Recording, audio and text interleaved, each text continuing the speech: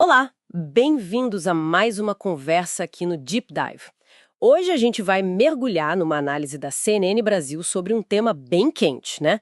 A situação jurídica e política do ex-presidente Jair Bolsonaro. Olá, é um tema complexo mesmo, com muitas camadas. Exatamente. E o foco dessa análise é uma decisão específica do ministro Alexandre de Moraes sobre o monitoramento do Bolsonaro. Isso antes mesmo de um julgamento formal, o que já chama atenção. Sim, uma medida cautelar. Isso. E aí a gente quer entender qual a base para isso e mais ainda, né, quais os efeitos, as ondas de choque políticas que isso pode causar, dentro e fora do Brasil. Vamos tentar desembrulhar isso juntos. Vamos lá. Bom, para começar, a análise deixa claro, né, o Bolsonaro está sendo monitorado eletronicamente, usa tornozeleira, mas tecnicamente não é uma prisão decretada. É uma medida cautelar. É importante essa distinção.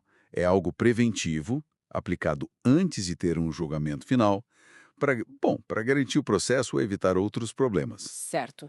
E isso, claro, deu o que falar. Muita controvérsia, principalmente na oposição, imagino. Sem dúvida. Mas aí, tem um ponto bem interessante que a análise traz, talvez até um pouco surpreendente. Qual? Um aparente consenso no meio jurídico. Veja bem, segundo a análise, juristas de linhas diferentes, conservadores, progressistas Uhum. e até críticos do próprio Bolsonaro, eles concordaram num ponto, que o ex-presidente teria sim descumprido várias daquelas medidas cautelares que já tinham sido impostas a ele antes. Puxa, então, para além da briga política, existia uma visão técnica compartilhada de que as regras não estavam sendo cumpridas. Isso é relevante. É o que a análise sugere, sim, menciona constitucionalistas, penalistas, que apontaram essa quebra das proibições. Então, assim, olhando friamente pela ótica legal que a análise apresenta, Certo. haveria, sim, fundamento, motivo concreto por o ministro Moraes tomar uma atitude mais drástica. Algo como decretar a prisão preventiva mesmo, em regime fechado. Seria juridicamente defensável, entende? Por causa desse descumprimento. Entendia. Mas aí fica a pergunta óbvia, né? Se tinha base legal para prender, Exato. Por que não prendeu? porque eu manter só o monitoramento, a análise deve indicar que a resposta não é só jurídica, né? Exatamente. A análise chama a decisão do Moraes de uma solução intermediária. O ministro, pelo que o material descreve, estava numa posição bem delicada. Imagino. De um lado, o fato jurídico, né? Um ex-presidente descumprindo ordens judiciais. Ignorar isso teria um peso, afetaria a credibilidade. Claro. Mas, por outro lado, nossa, as consequências políticas de uma prisão seriam enormes, imprevisíveis talvez. Se a gente olha o quadro geral, a decisão teve que pesar a lei, mas também um contexto político super sensível. E como a própria análise diz, sui generis. Uma situação bem fora do comum. E aí que a coisa fica mais interessante ainda, né? Porque a análise fala de fatores externos a essa equação jurídica. Menciona medo de retaliação. Sim, não só interna. Fala de retaliação internacional. E isso, a análise toca nesse ponto, fala de possíveis reações negativas vindas dos Estados Unidos. Sério? Sim, que existia uma expectativa, pelo menos entre apoiadores do Bolsonaro, de que o Donald Trump, talvez se eleito ou mesmo antes, pudesse fazer alguma coisa contra o Brasil ou contra autoridades específicas, tipo ministros do STF, se a situação do ex-presidente piorasse muito. Nossa, isso adiciona uma camada geopolítica complexa, hein? Com certeza. E além dessa preocupação externa, tinha o risco interno, mais imediato, né? O Congresso? Exato. O risco de jogar mais lenha na fogueira do Congresso Nacional. Uma prisão poderia inflamar tudo, complicar demais a governabilidade. Faz sentido. Então, segundo a análise, esses dois fatores, a questão internacional, a especulação sobre o Trump e a pressão política interna do Congresso, foram considerados na decisão. O cálculo parece ter sido dar uma resposta jurídica para o descumprimento, mas sem acender um pavio político que levasse a algo ainda pior naquele momento. Um equilíbrio delicado. Entendi. Tentaram equilibrar os pratos, mas vamos pro lado prático. O que essa decisão de manter o monitoramento, mesmo que a análise descreva como mais rigoroso, o que isso muda no dia a dia do Bolsonaro? Pelo que a análise levantou, parece que não muito, né? É o que o material indica. Ele continua na mesma casa, com a tornozeleira, Pode receber visitas, mas tem que ser pré-agendado, uma por dia, incluindo a família. Ah, sim. A análise até menciona que o filho dele, o senador Flávio Bolsonaro, tem ido bastante lá. Funciona como um interlocutor importante nesse período. Então, assim, na rotina mesmo, as mudanças parecem pequenas. E a análise ainda traz uma coisa quase irônica. Quem acaba pagando o pato, por assim dizer, são os vizinhos, os moradores do condomínio. Pois é, a rotina deles é que muda, por causa do aparato de segurança, o monitoramento constante ali na volta.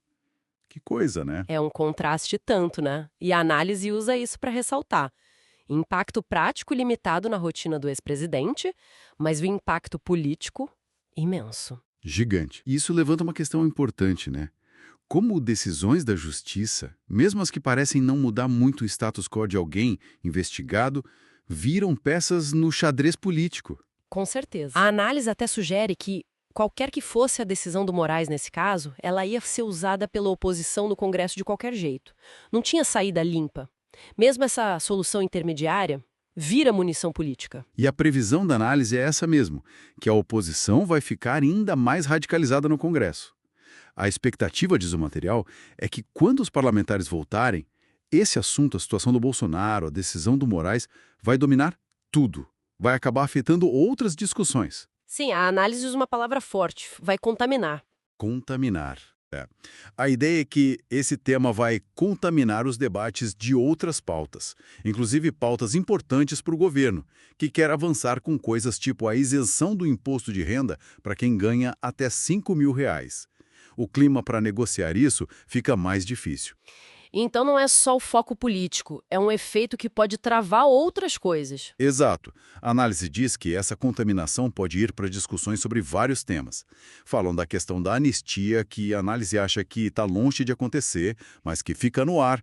Falam do debate sobre foro privilegiado, Que já é complicado. já é bem espinhoso. E até sobre a instalação de uma CPMI, uma Comissão Parlamentar Mista de Inquérito, para investigar o INSS, que era algo que estava sendo ventilado. O resultado que a análise projeta é um Congresso mais tumultuado, mais polarizado. Fica muito claro, então, como uma decisão judicial que, na superfície, parece só manter uma situação pré-existente para uma pessoa, acaba tendo um efeito cascata no sistema político todo, né? Complicando a agenda legislativa, afetando coisas que impactam a vida de todo mundo. Exatamente. Então, para a gente amarrar as pontas, o que essa análise da CNN Brasil nos mostrou, de um lado, temos uma situação jurídica onde parece haver um consenso técnico importante sobre o descumprimento das cautelares pelo Bolsonaro, o que, em tese, abriria espaço para medidas mais duras. Isso. E do outro lado temos essa decisão do ministro Alexandre de Moraes, que a análise chama de intermediária. Ele optou por não escalar por uma prisão preventiva. E essa escolha, segundo a análise, considerou os riscos políticos gigantescos. Riscos que incluíam reações fortes no Congresso e até preocupações com o cenário externo, como a coisa do Trump. Exatamente. E aí vem as consequências práticas disso tudo. Embora a rotina do Bolsonaro mesmo mude pouco, ele continua monitorado, com visitas controladas. O impacto político é enorme. E a principal consequência que a análise aponta é essa provável intensificação da briga política, da polarização e essa contaminação da agenda no Congresso. Perfeito. O que essa análise deixa muito claro é como decisões do judiciário, ainda mais quando envolvem figuras políticas desse peso, com essa capacidade de mobilizar, sabe? Elas vão muito além do jurídico.